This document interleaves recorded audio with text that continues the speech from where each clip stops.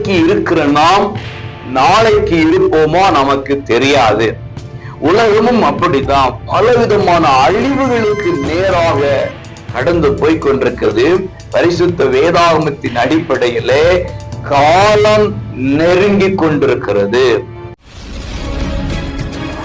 அன்பு உறவுகளே, இயேசுவின் இன்ப நாமத்திலே மனதார வாழ்த்துகிறேன். நீங்கள் நன்றாய் இருக்கும்படி ஜெபிக்கிறேன். 1 யோவான் 2:18 பிள்ளைகளே, இது கடைசி காலமாய் இருக்கிறது.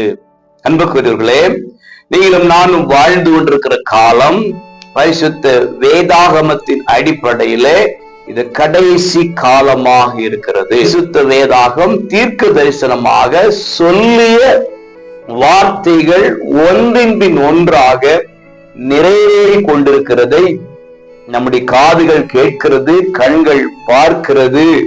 ஆகவே இன்றைக்கு இருக்கிற நாம் நாளைக்கு இருப்போமா நமக்கு தெரியாது.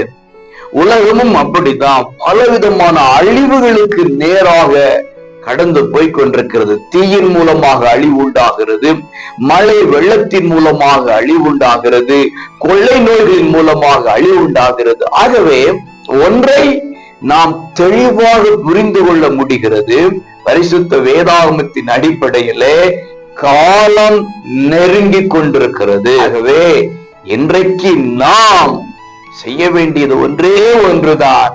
உலக ரட்சகராம் இயேசுவோடு நம்முடைய பயணம் இருக்க வேண்டும். ஜெய கிறிஸ்துவோடு உள்ள வாழ்க்கை வாழும்போது ஜெயமெடுக்கிற ஒரு வாழ்க்கை வாழ முடியும். ஆகவே நாட்கள் கடைசி என்பதை உணர்ந்து ஜெயித்த இயேசுவோடு பயணத்தை பயணிப்போம். God bless you all.